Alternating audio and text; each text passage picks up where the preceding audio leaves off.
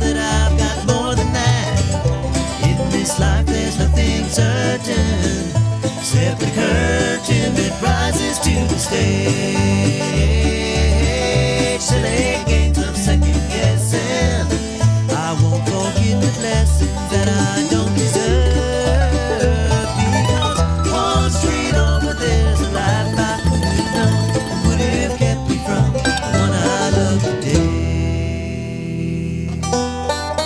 One street over there's a life I could have. Hello, let's get into it. This is 1100 WSGI. I'm U-Turn LaVern, and this is One Street Over. How you living one street over? How people live in one street over from where you're living? What's going on in the world around you? Do any of us pay attention anymore? Bill, do any of us pay attention anymore to what's going on with our neighbors? I try. You try. I know you do, but you're old school. There's an awful lot of us that don't. I'm one of those that when we first moved here, I was of the intention that we were going to stop and get to know the people that lived along Lawrence Lane, and we met a few and did okay for like very early on. But I had twins that were a year old when I moved here. I was doing full-time radio. My husband was opening a roofing company, and then I had another one when the twins were 3.5, and another one when they're 4.5, and so I just had to go into my own little world and just work. And we had just a wonderful, blessed. You're constantly having to think of birthday presents, right? Yes, that's what Bill and I were just talking about. I will have 7 grandkids by Christmas, and 4 of them are girls. So the girls are going to outnumber the boys in the Vivio tribe for the first time since we arrived. They can swap dresses, drop it down one generation. Well, I tell you figure we had one. We have one little girl that's just 2 months, going on 3 months old.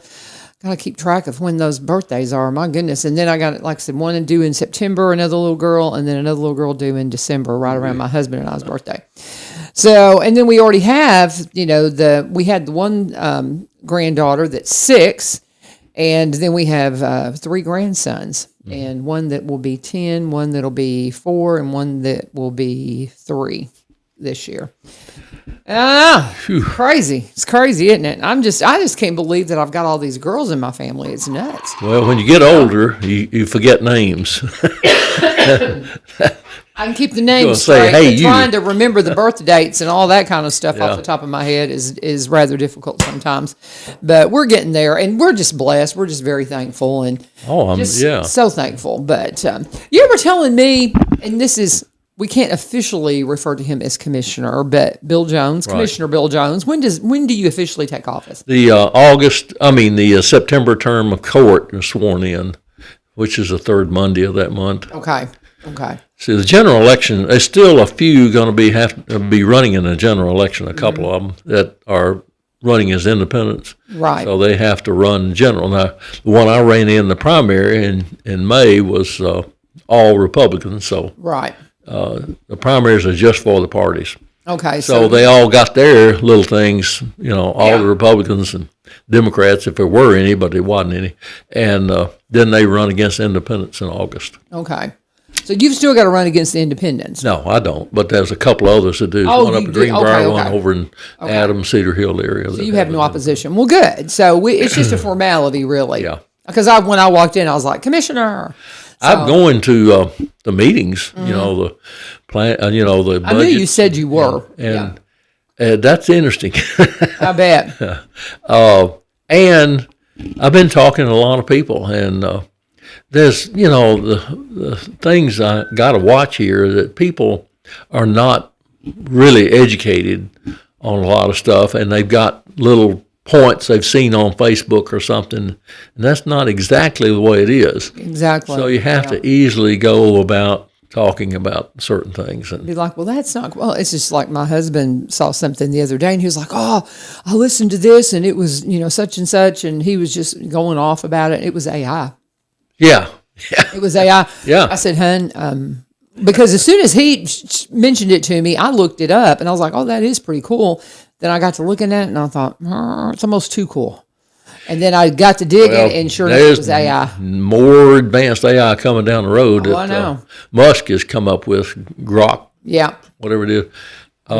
It is smarter than a room full of PhDs. It's crazy. Well, and I was talking to my son. one of my boys he is a product manager for HCA, and his product is Chat GPT.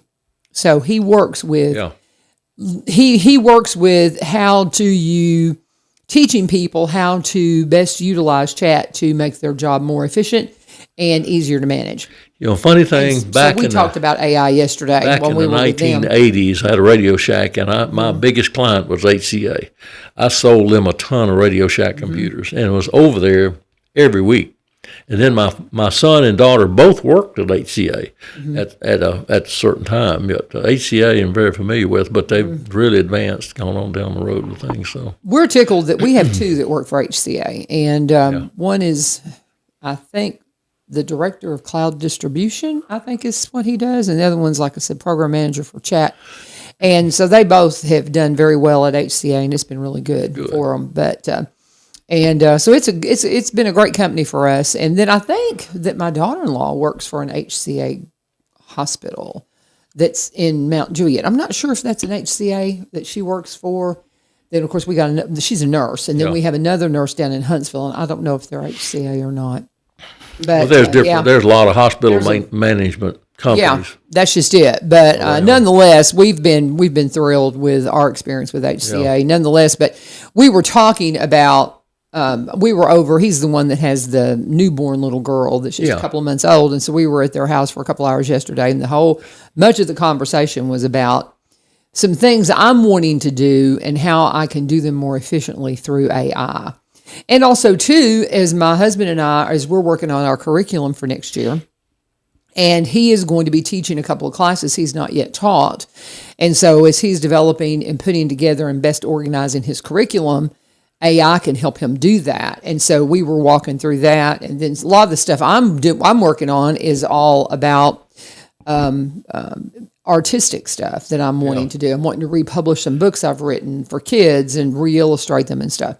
And so he was, talking to me about how to do that. It's amazing what you can do. It really is. It's breathtaking. It's breathtaking. Well, think about this. All of this new stuff, AI, is putting a tremendous burden on the internet and data storage and things. That's where the data centers have come up. All the criticism, because they've got to have, if you're going to have a cell phone, you got to have a center to process the data. So that's caused a big problem. There's one that they're wanting to put in. I saw, and I haven't researched this to see if this is in fact true, but there's been some talk of a data center going in over by the zoo in Nashville. Yeah, they've been talking about that for the last 2 weeks. Yeah. Okay. Is that legit? Or I haven't dug into it. I just saw that it popped up. Everybody's upset about data centers. They don't want them. Yeah. But what they don't understand, we already got them. We got several in Springfield. Really? Just like, for instance, the Bell telephone office over on Cheatham Street. Right. Things like that process data is a data center. It's just small compared to what we hear about this. Thank you. There you go. We hear about all the big stuff, this. And I read where one up in Maryland, it changed the heat above in the atmosphere 72 degrees above it because it was emitting so much heat. Wow. And, of course, there's water problems, electrical problems, heat problems. There's big-time problems with the big data centers. Mm-hmm. And there's horror stories all over the place. But nobody talks about the little ones. Mm-hmm. But we've had them. It's been in Nashville and all around. Interesting. So, I've never thought about it. And, and it's one of those things, it's a utility issue, just like we live next to the wastewater plant. Okay. You have to have utilities to have the society that we live in. So the utilities are part of it. Another thing. And, they're planning on 1 million satellites put up just for AI data management in using satellites. Also, Japan is building a big, looks like a biosphere tank that will be sunk in water. Now, data centers can't use salt water. They have to have fresh water. Right. But they're going to sink this thing down in water to keep it cooler. But they're experimenting with that. Interesting. So all kinds of things are happening. Well, and you say that they can't use salt water yet. They might get Yeah, where they right, can, yeah. where they can. It's fascinating. It's like I tell my kids at school, you live in an incredible time. You really do. And but we have to harness it for good. This thing changed us. Changed everything. Everything. We're not, and more people complain. And 50 years ago, people were much happier than now, even though they got more stuff. Yeah. But Well, and it's so funny. I'm actually I have all kinds of I have something, a podcast or something kind of going on in my ear all the time. And because we're on vacation, I thought, it would be nice to have a nice fictional read that I can just listen to. So I've started listening to this book. I like science fiction, and it's a time travel thing where they've traveled back to 1920 and just the differences there. And of course, they went from 2017 to 1920, and just the stark differences in 100 years. people ought to see that. Amazing. And it's just so interesting to listen to and go, yeah, I never really thought about that. But as far as yeah. history things, we see that we're less happy now than we were in 1920. See, now I don't really, I see that. My husband and I were talking the other day. I'm 63 years old. If I had lived in 1920, I would be considered Old. Right. And all the problems that I have, arthritis is bad in my family. I would be crippled. I would not be able, my knees got to where they would not Function. would not function. I know. And I would be crippled up. Because I meet people in Mexico that don't, and I mention this a lot when I'm in here. I meet people all the time down in Mexico when we're down there doing our mission work that do not have access to medical like we do. They don't have access to get their cataracts removed. They don't have access to get joint replacement, and severely crippled, blind for procedures that we get on outpatient up here. And it's breathtaking. So when we start talking about how happy we were back in the 1920s, I'm like, I don't know about that. Well, I know. You know what I mean? I know. I love the age we live in. Well, I love the innovation and the medical, I get so many people. I know holistic medicine is a good thing if you can do it and all of those things. Mm-hmm. Throw that at it. But man, let's, see what the doctors have got that they've done through the wisdom that God has given them. Right. Because bottom line is we are living longer. Yes, there's more cancer out there. It's because we're living longer, in my opinion. Right. I've lost 2 family members, my mom and sister, to cancer, and it stinks.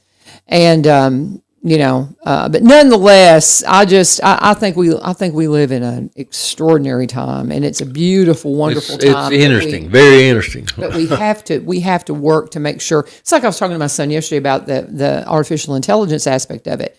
He goes, we've got to learn to use it properly. And Correct. That's the big thing. We've got to make sure that we've got to be educated. Yes, to do that. Yes, you've got to know what's going on and understand it. You can't just go, I don't want to know. Now, education is not the gossip going on Facebook. That's No. not education. No. That's good. Everybody mad at each other over something that didn't even happen because AI said it. Connect with your friends on there, and if you see something that seems too good to be true, it probably is. And if you see something that makes you mad, scroll past it. Just don't spend your time on that. Bill is here, though, to talk about, this is History Monday. And Bill and I, as you can see, could sit here and chit-chat about the things that we're interested in all day. And somebody will disagree. Yeah. But we always like to have Bill come in on, we had requests for this. This is one of those shows that people have requested because Bill is just a plethora of historical knowledge. And one of my favorites is to hear about all the interesting people that have lived in Robertson County. So I was really tickled that you were going to do that today. And now we've talked about this book before, but I don't think I've heard about this one, but I'm real anxious for you. Go ahead, and where do you want to start? Because not everybody has heard about these folks, and this one to me is quite interesting. I think. Let me start with somebody you don't know about. Okay. All right. Greenbrier. There was a man named William West. Okay. Graduated from Greenbrier High School. Okay. And he joined the Army in World War II. And they sent him down to Texas to basic training in artillery. They finally sent him to the motor pool. And they sent him overseas to Scotland and England and he ended up being General George Patton's driver. Now, that wasn't a simple thing. You think, I can imagine. he just drove a Jeep. But the thing is, Patton wanted to be in the middle of everything. So Patton would get in his Jeep, and Patton graduated from West Point. And he was, if you've ever seen the movie Patton, you know something about him, but he believed in reincarnation, and he read his Bible all the time. And of course, reincarnation is not in the Bible. No, but I was going to say, how did he get that? He was a heavy believer in that. Yeah. And at West Point, when they had firing practice, shooting at targets, Right. he would go stand in between the targets to see what it's like to be fired at. He said he that's just wanted creepy. that experience. That's the type guy That's he was. creepy. Okay. World War II, of course, he got William West to drive him. He drove him everywhere. And I called William West. I found out he had moved from Greenbrier down to Louisiana. And at the time I talked to him was right after Katrina, Hurricane Katrina. Right. And when I was talking with him, he was outside in a lawn chair with a wire running into his trailer for a telephone. We didn't have cell phone. Well, it wasn't cell phone back when I talked to him. Yeah. And because of Katrina, it's knocked everything out. So he had this long wire from his trailer he's living in, the camper, out to his yard. So I asked him to tell me, and I wrote everything down. I recorded it, I believe, that he told me about Patton. It was so interesting. And this is a guy nobody knows about. He graduated from Greenbrier. Gosh. And he didn't plan this or anything, but he ended up with Patton. He heard all the stories about him, and he said all of them are true. And he said Patton did not, all generals wanted to stay back behind the front lines. Patton wanted to be on the front line. So he said, here they go driving through the front line, and West said, I'm going to get killed any minute. And Patton, he didn't care. He didn't think he could be killed because he thought he was reincarnated. But Wow. one time they were going down this lane, and they always had two Jeeps outfitted the same way, machine guns, the star on it, all that kind of stuff. So they didn't know exactly who the grand poobah was, which Right. was Patton. So they came to a forks in the road, and so a colonel who was his aide, this is a full bird colonel, not a lieutenant colonel, told Patton, he said, we go to the left. And Patton stood there and he says, no, we go to the right. He said, no, General, we've had set men down here and it's clear on the left. He said, no, I've lived here before. I fought with some, I forget, I wrote it down, some French guy. He said, that road to the left is dangerous. We're going to the right. Mm-hmm. They go to the right and they're fine. They later find out that the Germans had dug in down on the left lane road, and he would probably gone to his death there if they had everything set up to kill him. So that's the way Patton was throughout the war. He was very odd, And so wherever he went, the driver was, you'd think just a driver was, pretty not in combat, in his own, but William West was. He was shot at all the time. He said bombs would explode near the Jeep, 88s they call them, and he said it didn't hurt them. And they were driving through this stuff. And so at the time I asked my dad if he was in World War II, run into Patton. He said, yeah. Said, infantry. I was with an infantry division. We were walking down a road, and here comes Patton standing up in the Jeep, bullets flying everywhere. He didn't think he could get killed or shot. And he said, we all saw it. And, he was just like it's a Sunday afternoon drive to him, So he went through all of this and cutting it short, for all that he did. You ought to see the movie, really, because it's real. And West said he was scared every day he's going to get killed. Because there's bullets flying, bombs exploding. Nothing would hurt him. Didn't hurt the Jeeps or anything. So he left when the war was over. He left and was on a ship coming back to the U.S. when he heard the news that Patton was killed in a car wreck. He didn't get shot. He was killed in a car wreck. And Patton had given him a Bronze Star. He said, not every Jeep driver gets a Bronze Star, but if you drove Patton, you got a Bronze Star. Everybody that drove for him got one because they were just right in the middle of everything. Right. So that's an interesting guy nobody knows about. I had no idea that this person was from Greenboro. So you think you have got a recording of the interview? It's in the middle of a pile of stuff, I guess. Well, I don't know where this would be a really fun story for us to do in our audio video program. Yeah. Because you won't find it written anywhere. I'm always looking for interesting stories to tell. Yeah. And that would be That's the kind of stuff I like. Yeah, that would be excellent. And I mean, I wonder if we could get images of him or. I have a picture of him getting the Bronze Star. Okay. Patton pinning it on him. Does he have any family still? I don't you know? think at the time. We could research it. At the time, this he is did. him right here. This is what you've written on here. You can have that. Yeah. Oh, that'd be great. Because see, I could take this, and we could get the kids because. When we do any kind of a presentation, first thing you got to do is you've got to have the idea, and then you got to do the research. You got to put it together and see what kind of a package. I'm sure you could find something about him. Yeah, but this is all what he told me, and that's what I had written. He was from Greenboro. Did he graduate from Greenboro High School? Right. Oh. Yeah. Must have been in the 30s, probably. I bet we could find some old pictures, unless it was because they had a fire at some point. But I wonder if we can find pictures of him. I never thought of that, but you never know what's in the archives. Yeah. You go searching around, you find stuff you didn't know.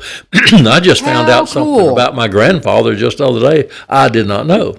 We'd always heard he died of an unknown illness. And then I found an old medical record is TB. Oh, really? In his early 40s, he had 5 kids. That'd be interesting because my grandfather was, and this is on my dad's side. My grandmother had a heart attack when she was only 62, and then my grandfather died. I'm wanting to say in his 50s. They always told us that he worried himself to death. Yeah. Okay, and they say that the worry caused some kind of a problem with his liver. Because he didn't drink. I mean, they were teetotalers. He did not touch alcohol. So something caused problems with his liver. And it just makes me curious because I wonder if that's really what killed him. I don't know. I don't know what happened. He may have had an ulcer, a bleeding ulcer or something, because I know that something that we've struggled with. You remind me of something I found years ago about bowels from the Bible, biblical Eastern custom, what they thought about bowels. Yeah. And it was when I used to do martial arts, and they considered the heart of the person right here. Really? The center of the person and their bowels. But anyway, that goes on another direction. We'd talk about that another time. Yeah, there's all kinds of directions we can go in. I've got a lot of thoughts on that too. Yeah, I tell you what, let's pause for a second. Let me go ahead and do one of my ads here. We're going to stop and talk about Barry and Rebecca Richards with Exit Prime Realty. My friends in the real estate community will serve you very well if you are looking to buy or sell, or if you want to be a realtor. We have sent many, many kiddos their way that are coming out of school to see about what they want to do with real estate, because some of these kids are graduating and say, hey, that's the path I want to go.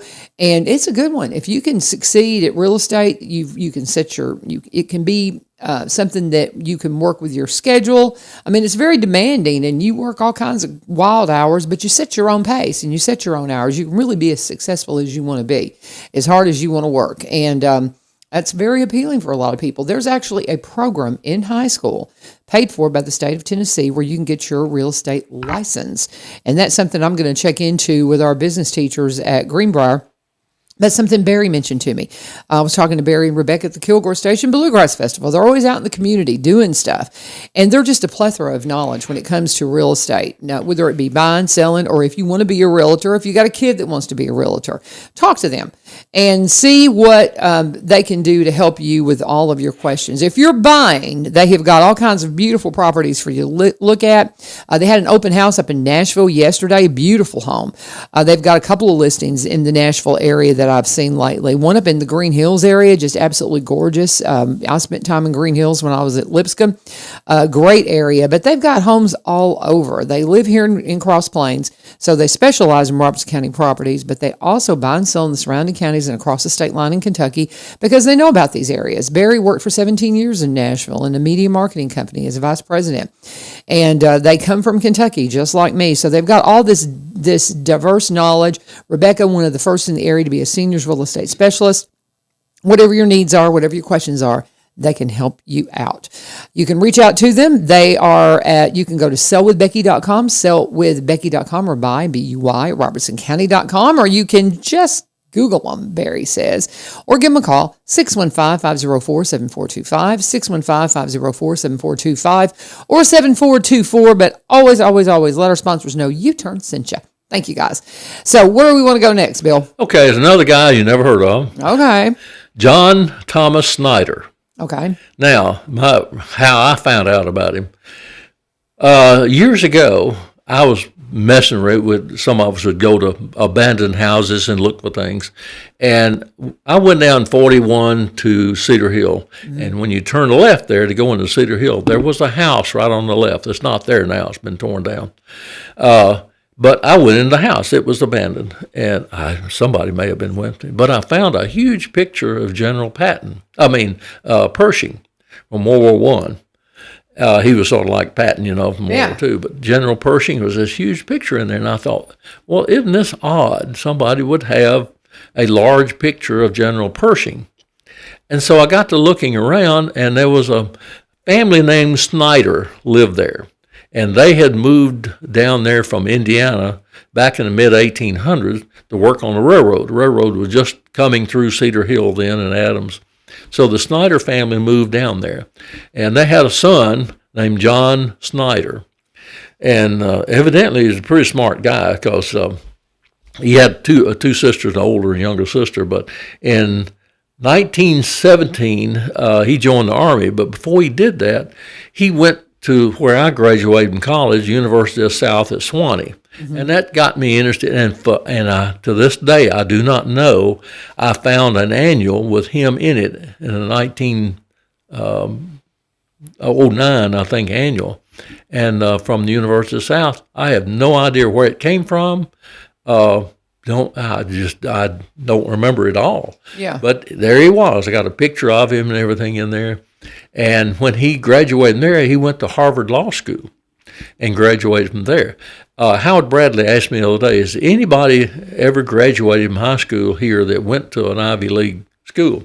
I don't know of any. I know some that are from here that moved to Nashville or somewhere that did go to Harvard and Yale. I've got a cousin that did, matter of fact. And there's people like that, but I just have not run across anybody that left here, went straight into Ivy League, like Yale or Harvard or somewhere like that.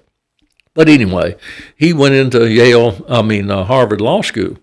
Then he got into the First World War in France, and he became a general aide to General Pershing.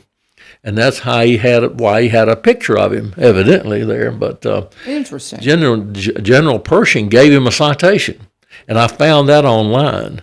I've got a copy of it.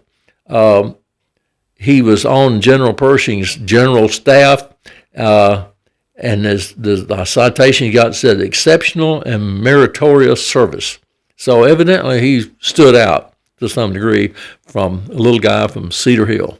He was a small guy, But anyway, after his retirement in 1929, he didn't just stop there. He practiced law in New Jersey until 1934. And then he became a special assistant to the Secretary of the Interior in 1935. And then he became the counsel to the Reconstruction Finance Corporation. After that, he married Sarah Thomas Leary in 1939 in Washington, D.C. And in 1943, he became associated with the Standard Brands Incorporated as a general counsel, and he held that post in 1949. And then what I don't have written down here, I remember researching him. He has children. He has a son that was a Supreme Court justice in one of the states. I think it's Maryland, somewhere like that. He and his daughter also is an attorney or a judge. But I mean, this guy was sharp as a tack, evidently, and from Cedar Hill. That's interesting. Yeah. So, I mean, well, that would be considered somebody that went into the Ivy Leagues, even though he didn't, or, was not originally he did from Robertson County. You're right. But just directly from high school here into Ivy League, I haven't found. I hope somebody I feel has. like there has to have been. I have to ask my friend Muriel if she knows of anybody. But some of the I'd like principals, to know. I'll ask. There's lots of Dr. attending. Danny Weeks should be coming in tomorrow. Yeah. I'll I was talking to him the other day about Yeah. things. He and I, through his mother, Ken, his mother Yeah. was a Woodard.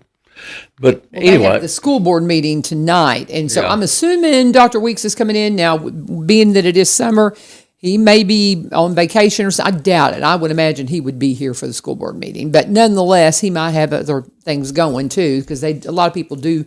A lot of our admin try to take some time off in the summer. They're not like teachers; they don't get the time off. They have to work it into their vacations that they've earned. So I don't know, but I think we'll have Dr. Weeks in here tomorrow, so we'll have to ask him about that.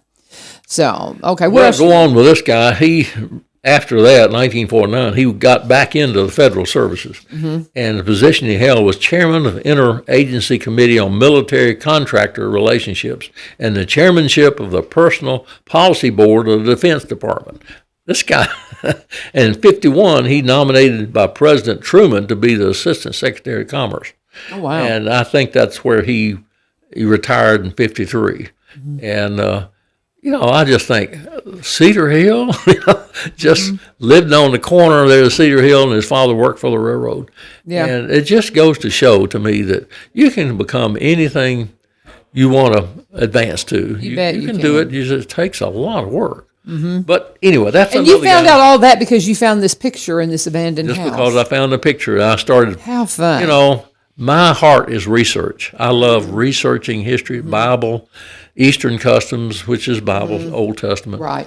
I eat that up because See, I do it just too. I never love it. ends. It's so interesting when you And start it pulling is back the very, layers. but it gets me in hot water too. Have you ever written anything up about this gentleman No. or Wes for the paper, for the connection? I don't remember. I may have. Because I think both of those, I haven't seen it. I was writing back around 2010 to 13 or 15 or somewhere like that, and then I started back writing last year. But Yeah. I don't know. I've got so much stuff I've written that I just don't ever. Yeah. You don't ever see it anywhere. I just write it and put it up. Well, but it's in the archives. I mean, it's like I write a lot of things too. I was telling my son yesterday, I said, when I'm gone and you go through my stuff, pay attention to my notes, because I may have written something down that you're going to want. Don't just throw it away. Try to go through it. I'm trying to get everything organized, even though I'm a youngin' at 63. You never know, and so I'm trying to get things organized to where they don't have to just dig through stuff. But Well, it's a chore. Filing cabinets with. Yeah. I looked at that the other day in my filing cabinet. I thought I have spent a ton of money on carbon paper, copy paper, and ink, Yeah. computers and printers. I've been through a whole bunch of them doing all this stuff, and my son said, I'm not interested in any of them. I'm going to the dump with it. But No. so I've made arrangements to take it somewhere else. But Yeah. anyway, I've got more than we can cover today. But Go what ahead, I'd keep like, going. you said I may have talked about this guy. Yeah, we've talked about okay. him before, but he's fascinating. And He is, and he lived in Springfield for a short Right. time. He's David Edward Hughes. He invented the teletype, printing teletype. people have no idea And that he designed it in Springfield in a hotel on the south side of the square. See, that's so And interesting. he went and found a man who worked on watches and clocks and got some little music wire. And he took vest buttons for the keys. And what up till then we had, telegraph stations with Morse code transmitting information back and forth. What he did, he designed two printing mechanisms that interfaced with each other, and you could hit the keys on one, it would print it out on the other. This was in 1800s, mid-1800s. Wow. So he applied for the patent when he was in Springfield, and then he moved to Kentucky and he sold his information and everything. He was didn't have any money. So he moved to Kentucky, and they found a doctor in Russellville who would finance him. And he ended up, I'm going to make a long story short, he ended up on bukulas of money he gave away. His invention was sort of pushed down here by Morse, because Morse, what's his name? Samuel Morse had his telegraph thing set up, and he didn't want this to come in and didn't want take it over. So he ended up going to Europe and selling he sold it first to France, Italy, Russia, Germany. He sold his stuff, and then they gave him all kinds of rewards and money. And he ended up giving it away at his death in 1900. Didn't he also have a woman that he was interested in that the parents wouldn't have it because he was not established? That's right. Wasn't that part of his story? Her name was that was in Springfield. Her name was Virginia Mantlove, and her father was a doctor here. They were from Virginia and well off. Well, Hughes was from Virginia also. Well, he was born in London, but his family moved over here singing and giving concerts. They were very musical.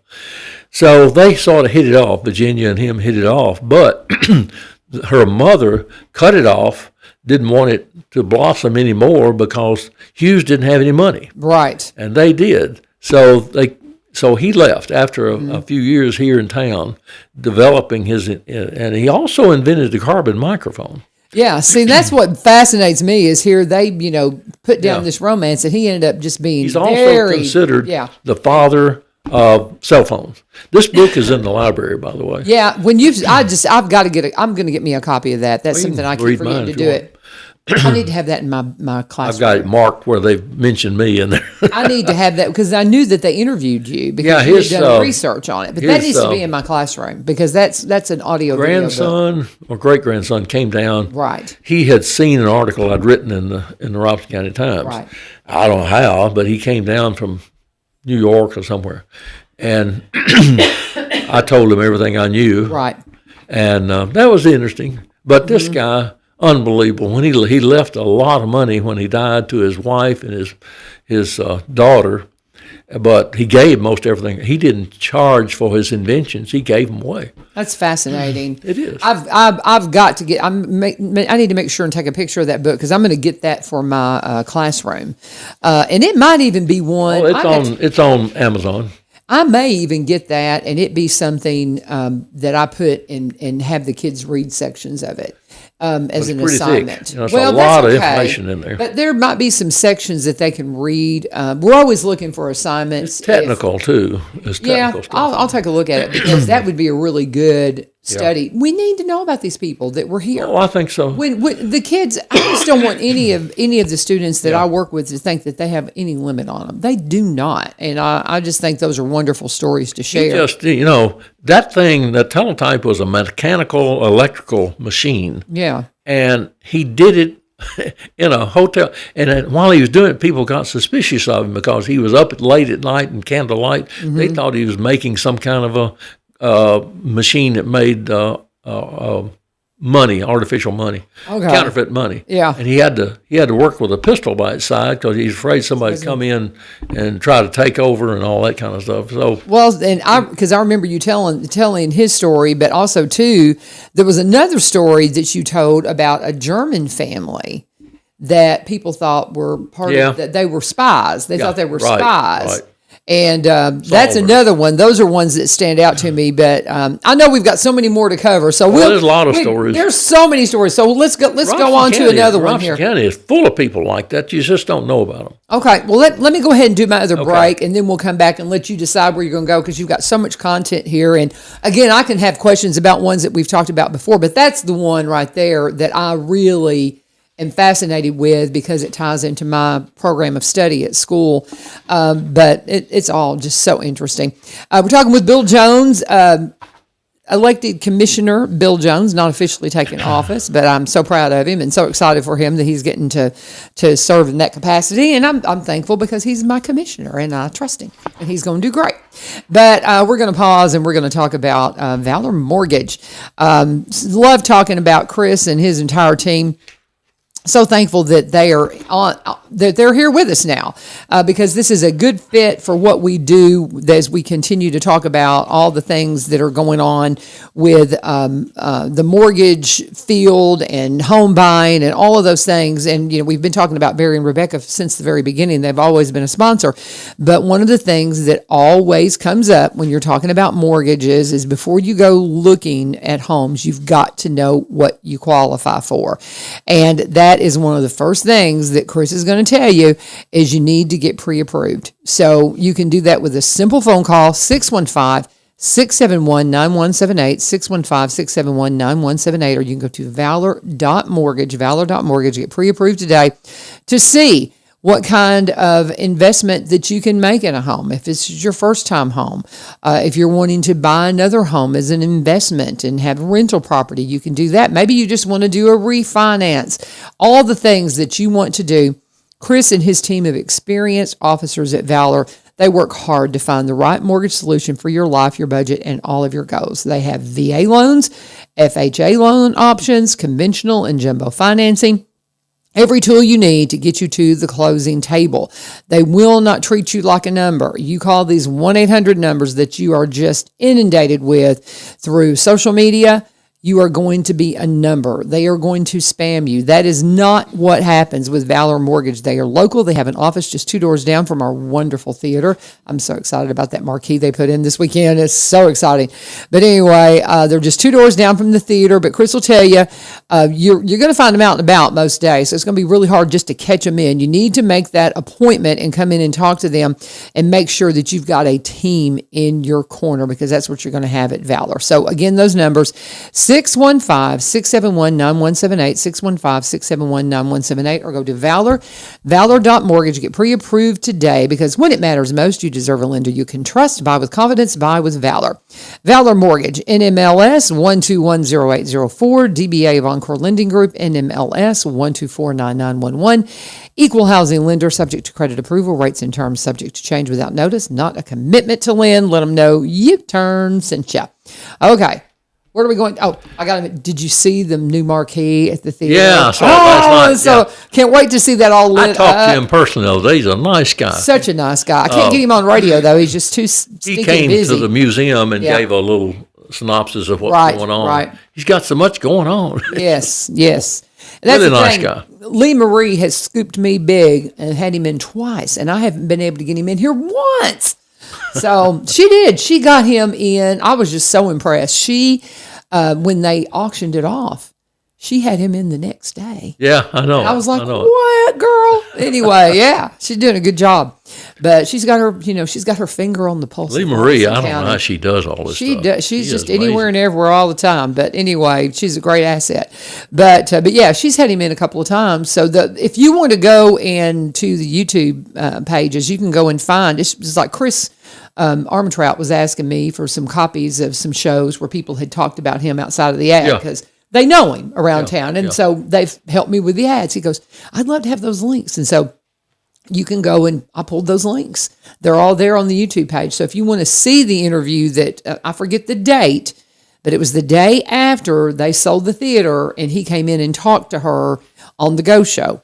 And I'm sure that's in the archives, but that would be a real interesting show to listen to. And but yeah, I would love to have him in. We're super excited about what they're doing with Robertson County and Springfield. It's just so exciting. That theater looks great. What are we going to talk about now? Okay, we just talked about Hughes, and he was knighted by the Queen in England. So it's Sir David Edward Hughes. The next guy who has ties in Springfield, he was knighted also by the Queen. And nobody knows about him. He has some kinfolks here, still here through his wife. And Winston Churchill said the war was cut in about a year and a half early due to him. You've heard of James Bond? Yeah. Well, James Bond came from him. They copied what he did. What? He was a James Bond. What? And he was in Springfield at some point. I won't tell you about it. Okay, I'm excited about this, Bill. This is great. His name is Sir William Stevenson. Okay. Is his name. He married a girl. Well, he he was from England. He's born. He was a Canadian actually, but he was over in England doing something, and he was on a ship going back to England, and he met his future wife, which lived, where Austin and Bell Funeral Home is, the big house on the hill across the street. Right. It's called the Cheatham House. Yes. Well, this woman lived there, and she had a sister also. I'm telling you a short version of everything. He ended up marrying her. So he came back and forth over here with her all the time. And her father owned some farming tobacco fields and wheat fields and everything down toward Adams. And he was a very secretive guy because the Germans were after him. Everybody's after him because he was a spy. I mean, a super spy. So he would go down there and serve meals to all the people, and nobody knew who he was. They just thought, well, he's a nice guy. But he loved that kind of thing. So back up a little bit. In World War I, he was an ace fighter pilot, the biplane things. Oh, yeah. He got shot down and captured by the Germans. While he was in prison, he noticed a can opener. And he saw that thing, and he realized this is a unique thing here, and he found out it wasn't ever patented. So when he got out, he patented the can opener and made a ton of money.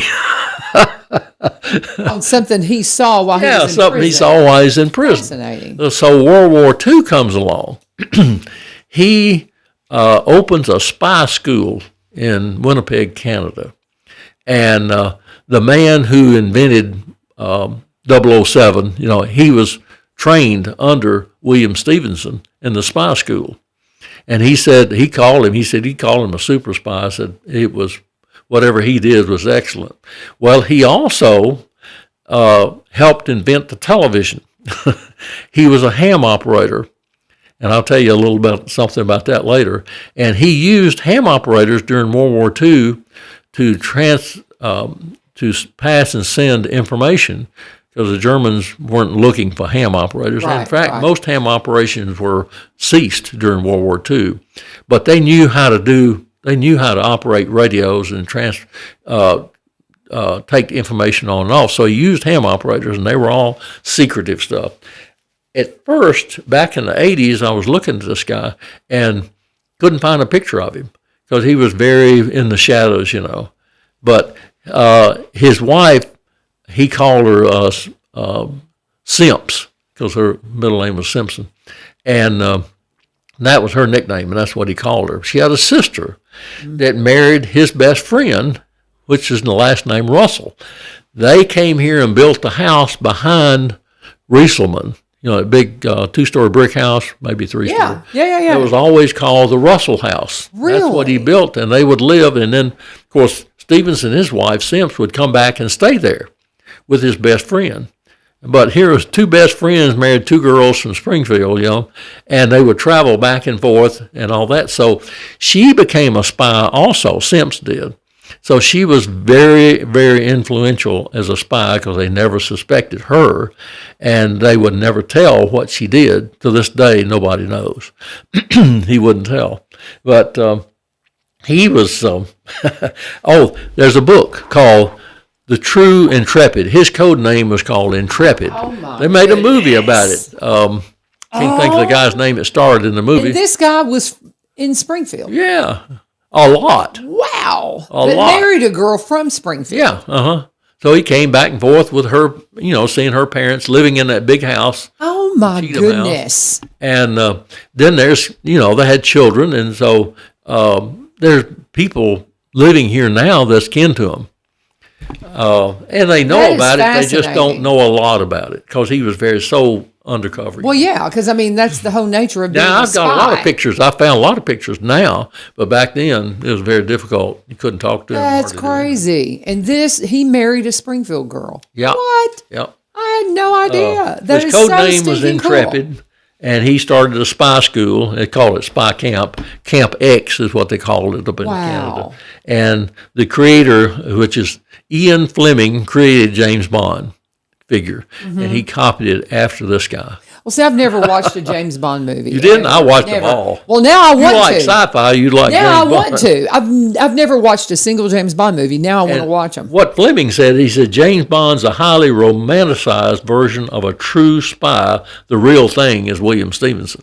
That's what Ian Fleming said. And You're talking about the house that's in behind Reiselman, that big, huge that's the Russell house. brick house. Yeah, I think the And- contractor's out of there now. Reyes, I think, has it. But Bill Cook used to live there. And back, we put carpet in that house years ago, and we found a little trap door, a little door that he used to go in and out of without being seen. Mm-hmm. And we sealed it. I don't know if anybody knows this there or not. It used to be a swimming pool inside the house, and that had been filled in. I remember being when Bill Cook's there, I was out there and saw that area. But that house has been here a long time. You know, So you're saying the Reyes Contracting's out of yeah, there? he's using it now. As an office. office. It was Well, abandoned. I hope they're going to keep it and not, because I mean Well, it's a beautiful It historical is. home. Yeah, well, it was abandoned for a long time. I knew it was. I went out there and I found sleeping bags and drug paraphernalia and everything in the house. Mm-hmm. I don't know why it was. Do you know when that was built? What year? Well, it should have been built in the 40s, I think. In the 40s. Yeah. Okay, it's a spectacular. Because after they got structure. married, after the war, that's what he did. He came and built it. I may be wrong. I'm guessing. But yeah, but in that vicinity, that is so fascinating because I've is. always been impressed with that house and wondered about. It's always history called of the it. Russell House. Nobody knew why it's called Russell House. Well, this is why. Wow. But Okay. anyway, he invented the television, and also the Germans had a machine called an Enigma machine. Yes. I found one at a ham fest, almost bought it, and I think I bought it and resold it the same day. And I thought, I wish I had that thing. They're very valuable. Very. Yeah. And he had a lot to do with the code breaking of that. He would pass information to the people who Really? actually did break the code. Man, I'm going to read this book. That's amazing. There's several books out. Yeah. That's one of them I've got. Yeah. I think I got another two of them, I think. That's But amazing. the movie, I got the movie, but it's on beta. I don't have anything to play Yeah. a beta tape on. Yeah. David Niven played Stevenson in the movie. Do they talk about his wife in the Yeah. movie? Oh, yeah. And she's a Springfield girl. Yeah. Simps. That's so cool. Oh, it is. It is. It's That is really so cool. And then people don't know it. Generally, don't know Oh about my gosh, this. So. these are so many cool stories. I want my kids to work on. I mean, this is. I want them to do more documentary kind of stuff, and so we're gonna dig into some of this stuff and just kind of share. Well, see, Russell came here. His name was Charles Russell. He Mm-hmm. married her sister Julia, and they came here to live. Mm-hmm. And so they lived in that house for a good while. So the best the brick friend, house I'm talking about behind the recently. Russells was he? Did he have anything to do with? Was he a spy at all, or just their friend? I don't know what he did. They were good Okay. friends, so probably something. Wouldn't be in there. surprising that he had his toe in the Yeah. in espionage. Her father's name was William Henry Simmons. Okay. And I'd always heard it as a Simmons house, because Simmons lived there. And Yeah. I knew a lady who was a Simmons. She was married to a French. The last person I know that lived there. Interesting. And she was a school teacher.